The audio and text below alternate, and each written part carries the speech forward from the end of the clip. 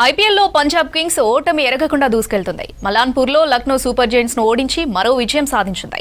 Punjab innings లో ప్రియాంశార్య, Cooper కనోలీ విధ్వంసకాండ సృష్టించారు. 255 పరుగుల భారీ లక్ష్య సాధనలో లక్నో తడబడింది. 20 ఓవర్లలో 200 రన్స్ మాత్రమే చేసింది. దీంతో 54 పరుగుల తేడాతో పంజాబ్ గెలుపొందింది.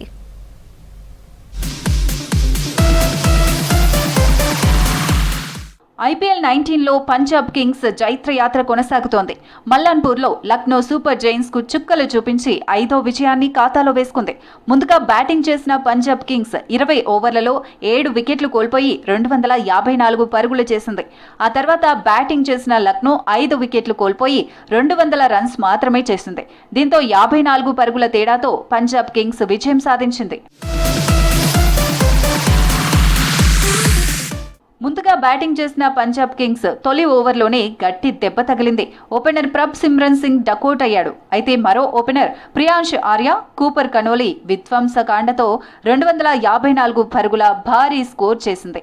వీరిద్దరూ రెండో వికెట్కు 185 రన్స్ చేశారు. బౌలర్ మారిన బంతి గమ్యం స్టాండ్స్ లోకి లేదా బౌండరీ గీత దాటించడమే లక్ష్యంగా వీరిద్దరూ చెలరేగారు. ఇద్దరూ పోటాపోటీగా బౌండరీలు బాదేయగా పంజాబ్ స్కోర్ రాకెట్ వేగంతో పరుగులు తీసింది. ప్రియాంష్ ఆర్య 37 బాల్స్లో 4 ఫోర్లు 9 సిక్స్లతో 93 పరుగులు సాధించాడు.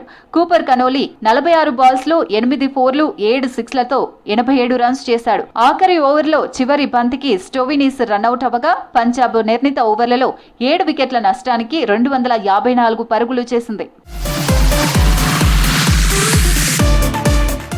టార్గెట్ చేజింగ్ లో ముందు నుంచే లక్నో తడబడింది. ఓపెనర్ గా వచ్చిన ఆయుష్ భదోని 35 రన్స్ చేసి అవుట్ అయ్యాడు. విధ్వంసక హిట్టర్ అయిన మిచెల్ మార్ష్ 40, రిషబ్ పంత్ 43 పరుగులతో రాణించిన పెద్ద ఇన్నింగ్స్ ఆడలేకపోయారు. హిట్టర్ పూరన్ 9 పరుగులకే పెవిలియన్ చేరాడు. ఎడెన్ మార్క్రమ్, ముకుల్ చౌదరి పోరాడినా ఫలితం దక్కలేదు. నిర్ణీత 20 ఓవర్లలో లక్నో 200 రన్స్ మాత్రమే చేసింది. పంజాబ్ 54 పరుగుల తేడాతో గెలుపొంది అగ్రస్థానాన్ని పదిలం చేసుకుంది. ఒక ఐపీఎల్ సీజన్లో 6 మ్యాచ్లలో ఓటమి ఎరగని తొలి జట్టుగా పంజాబ్ కింగ్స్ చరిత్ర సృష్టించింది.